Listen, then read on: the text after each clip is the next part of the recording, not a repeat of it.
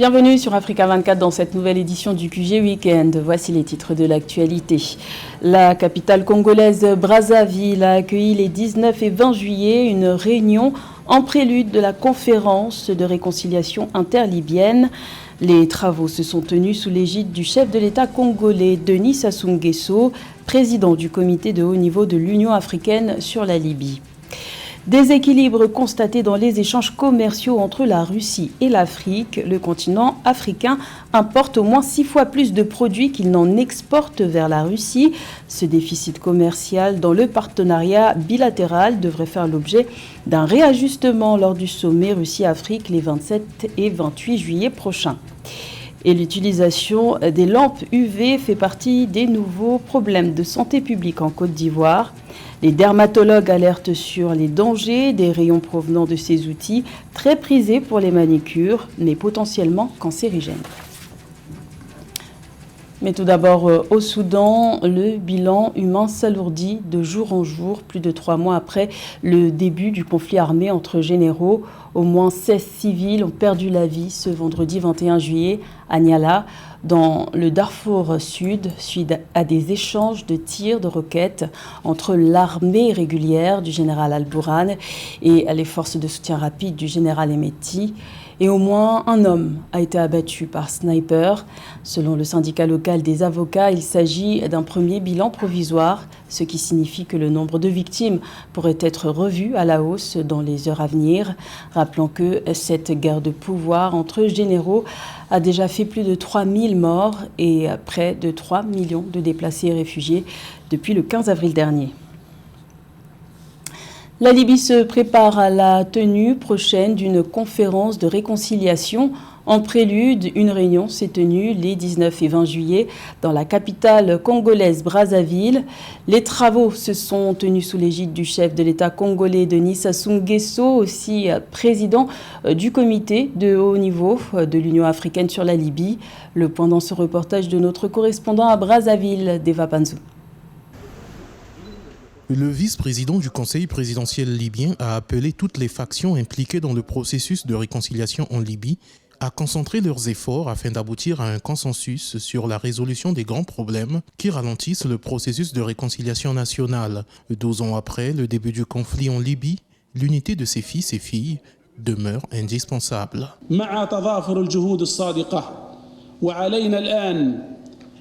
Nous devons disposer d'une même boussole destinée à travailler au profit du peuple. Nous devons rompre avec les erreurs du passé. Nous devons être courageux dans la conception et l'élaboration de ces projets. J'ai l'intime conviction que vous portez tous dans votre conscience cet objectif.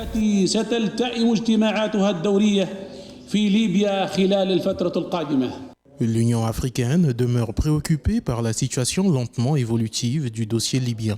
À travers son comité de haut niveau, elle tente de rassembler les différentes communautés autour d'un idéal commun afin d'aboutir à une réconciliation nationale. Il s'agit donc d'adhérer résolument à la dynamique de paix et de l'intérioriser au plus profond de vous-même. Devant l'intérêt supérieur de la Libye, je vous exhorte à approfondir le dialogue constructif ici, à Brazzaville, par une expression libre au cours de vos échanges, dans la tolérance et la responsabilité. Les différentes factions représentant la majorité des communautés libyennes ont accepté l'invitation du président de la République du Congo à la première réunion préparatoire de la conférence de réconciliation interlibyenne qui a eu lieu du 19 au 20 juillet 2023 dans la commune de Kintélé. Également dans l'actualité, plus de 11 millions d'électeurs malgaches ont été enregistrés au total lors de la dernière refonte du registre national électoral. L'annonce a été faite ce 21 juillet par la Commission électorale nationale indépendante. La refonte totale du registre national des électeurs, qui a débuté le 1er octobre 2022, vise environ 13 millions d'électeurs, un objectif atteint à 81% selon la CENI. C'est donc cette liste électorale qui sera utilisée utilisé pour la prochaine élection présidentielle du 9 novembre prochain et du 20 décembre en cas de second tour. Plusieurs personnalités malgaches se sont d'ores et déjà déclarées candidates à ce scrutin, tels que les anciens présidents Marc Ravalomanan, R. Rajao Nari Mampian face au président sortant Andra Joël, candidat à sa propre succession pour un second mandat. La Russie est devenue depuis quelques années un partenaire stratégique de choix pour le continent africain. Pourtant, un déséquilibre dans les échanges commerciaux est constaté. L'Afrique importe au moins 6 fois plus de produits qu'elle n'en exporte vers la Russie. Ce déficit commercial devrait faire l'objet d'un réajustement lors du sommet Russie-Afrique qui se tiendra les 27 et 28 juillet à Saint-Pétersbourg. Plus de détails avec Fratin Dakaisenga. En 2020, les exportations de la Russie vers l'Afrique se sont élevées à 12,4 milliards de dollars selon les statistiques de l'Organisation mondiale du commerce, tandis que les exportations africaines vers la Russie s'élevaient à 1,6 milliard de dollars, soit un déficit commercial de 10,8 milliards de dollars pour le continent.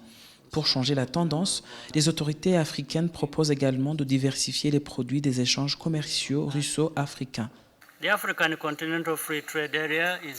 L'accord sur la zone de libre-échange continentale africaine va bientôt devenir le plus grand bloc commercial du monde et il crée déjà de nouvelles opportunités pour les entreprises africaines, mais aussi pour des investisseurs et nos partenaires du monde entier, et la Russie en fait partie.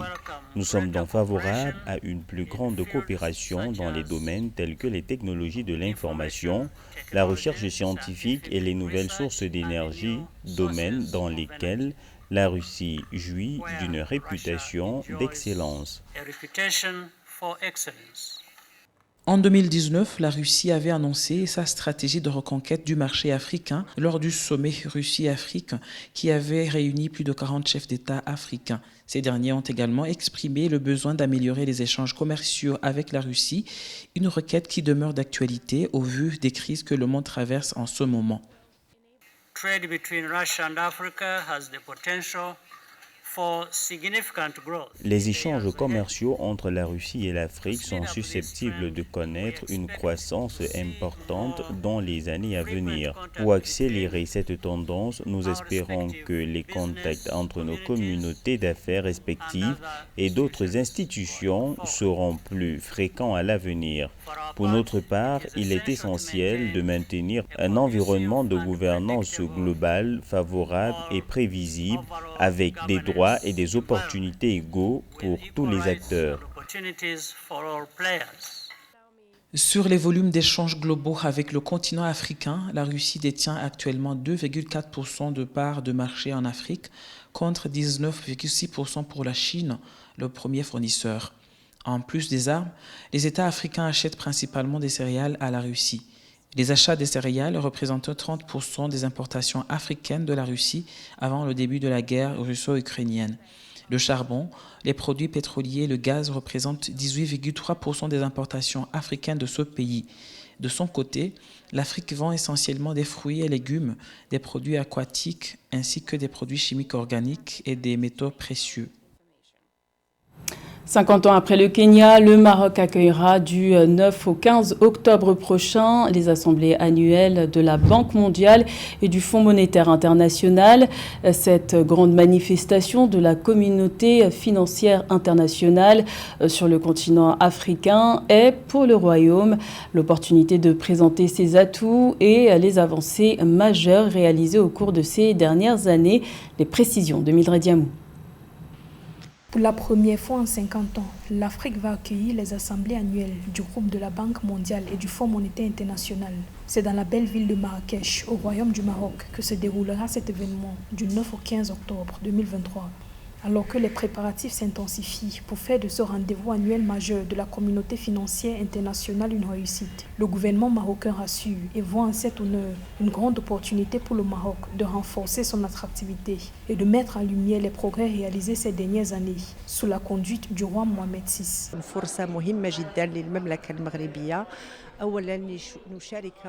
C'est une excellente occasion pour le Maroc de montrer au monde les réformes structurelles engagées et les grandes réalisations du pays sous la direction de Sa Majesté, le roi Mohamed VI.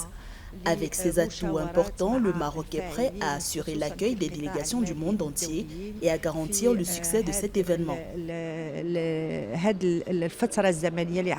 La désignation du Maroc témoigne de la capacité avérée du royaume en tant que destination privilégiée pour l'organisation de conférences internationales de haut niveau et de son rôle de leadership face aux défis africains visant la paix, la stabilité et le progrès, selon des acteurs de la communauté internationale. Dans le cadre des préparatifs en cours, le ministère marocain de l'économie et des finances, en partenariat avec le ministère des Affaires étrangères, a organisé une réunion de communication avec les chefs des missions diplomatiques au Maroc pour informer des dispositions prises par le pays pour faire de cet événement un succès. Nous avons de très grands espoirs et nous sommes très confiants que le Maroc veillera à ce qu'il y ait un très bon résultat pour le monde, tout en mettant en avant les préoccupations des pays du Sud. Du 9 au 15 octobre, le Maroc réunira plus de 14 000 délégués du monde entier, des chefs d'État, des ministres des Finances et d'autres décideurs politiques, des organisations de la société civile, des acteurs du secteur privé, des institutions de développement et des leaders d'opinion se réuniront autour des grands défis mondiaux. Conjoncture économique mondiale, système financier international, efficacité de l'aide au développement, lutte contre la pauvreté, changement climatique, sécurité alimentaire, commerce mondial, entre autres. Le Niger est régulièrement confronté à des séquences de sécheresse. Ces épisodes provoquent une insécurité alimentaire dans ce vaste pays du Sahel, dépendant essentiellement de l'agriculture et de l'élevage. Pour y remédier, les autorités ont décidé depuis quelques mois de recourir à une technique de pluie artificielle. Les explications de Joël Ballot. Dépendant à plus de 80% de l'agriculture et de l'élevage, le Niger connaît ces dernières années de sérieuses perturbations au niveau des saisons de pluie. En 2022, la sécheresse a engendré une sévère crise alimentaire qui a mené les autorités environnementales à mettre sur pied une technique des pluies artificielles. Elle consiste à expédier des roquettes remplies d'iodure d'argent ou d'azote liquide dans les nuages pour changer la phase des gouttelettes et faire tomber la pluie. Nous sommes en train de développer des méthodologies, des approches, n'est-ce pas, qui ont déjà bien marché et on compte les mettre à l'échelle sur l'ensemble de notre pays et informer, sensibiliser, éduquer nos populations et nos producteurs pour que vraiment, même dans ces difficultés avec le changement climatique, qu'on ait une agriculture résiliente. Le système dit d'ensemencement des nuages, voulu par le gouvernement nigérien, permet d'humidifier parfaitement le sol, d'éviter de mauvaises récoltes, de nourrir le bétail, de lutter progressivement contre l'insécurité alimentaire, car pour rappel, les 3 quarts du Niger sont des zones désertiques. L'évaporation et l'évapotranspiration, ça également c'est un facteur, n'est-ce pas, qui cause la sécheresse. Et donc maintenant on a une autre forme de sécheresse. À l'intérieur de la saison, très souvent on va assister à des pauses pluviométriques assez prolongées où les quantités sont diminuées et c'est là effectivement est une forme de sécheresse et c'est ça qui, ces dernières années. Pour les producteurs agricoles et les éleveurs, ces pluies suscitent l'espoir pour un meilleur rendement agricole. Cependant, des inquiétudes subsistent quant au risque de pluies trop abondantes pouvant endommager les cultures. Des soins esthétiques, oui, mais pas au prix de la santé. En Côte d'Ivoire, les dermatologues tirent la sonnette d'alarme concernant l'utilisation des lampes UV, un outil très prisé par les adeptes de la pose de vernis à ongles. Leur utilisation permet d'accélérer le séchage, mais elle serait aussi potentiellement cancérigène, selon les spécialistes de la santé, qui appellent à la plus grande prudence. Les précisions de Esther Conan. En Côte d'Ivoire, la manicure classique consistant à faire la pose de vernis et la sécher à l'air libre durant des heures n'est plus très appréciée par les femmes. Le nouveau bijou de ces dames, ce sont les lampes UV, des lampes dont l'utilisation est extrêmement simple et rapide. Il s'agit pour l'utilisateur de glisser sa main ou son pied sous les rayons de la lampe et de régler le temps d'exposition voulu. En 10 minutes, les ongles sont séchés. Le mode d'action consiste à polymériser, durcir le gel qui est utilisé pour la pose des faux ongles ou du vernis semi-permanent pour obtenir des ongles lisses, brillants et qui tiennent plus longtemps. Le type de matériel utilisé pour sécher les doigts sont les lampes UV. Non, je pense que c'est vraiment très efficace. C'est surtout rapide, puis c'est très beau. Alors depuis près de 2 ans, j'utilise que le permanent. Bien qu'elle soit appréciée par les dames et qu'elle ait des avantages, les lampes UV contiennent des rayons ultraviolets comparables à une forte exposition solaire. Elles sont 5 fois plus concentrées. 10 minutes sous la lampe UV correspond à 50 minutes d'exposition solaire. Les dermatologues présentent un risque potentiel de cette pratique. Selon une étude de l'Académie de médecine, les lampes ultraviolets utilisées lors d'une manicure pour sécher et fixer le vernis à ongles semi-permanent ou pour consolider la pose d'ongles en gel émettent des rayons ultraviolets de type A qui pénètrent profondément dans la peau, ce qui favoriserait le vieillissement, l'apparition des macules encore appelées taches et l'apparition précoce des rides, mais surtout le développement des cancers de la peau. Pour les usagers, il est préférable d'appliquer une crème solaire sur les mains 20 minutes avant de les mettre sous la lampe ultraviolet. L'utilisation des lampes UV pour l'onglerie est avantageuse, mais aussi potentiellement nocive pour la santé. Les fabricants sont donc invités à joindre des messages écrits d'alerte et de recommandations pour chaque lampe ultraviolet achetée et faire des campagnes de sensibilisation pour le grand public. C'était le journal de la rédaction. Merci de l'avoir suivi. L'information continue sur Africa 24.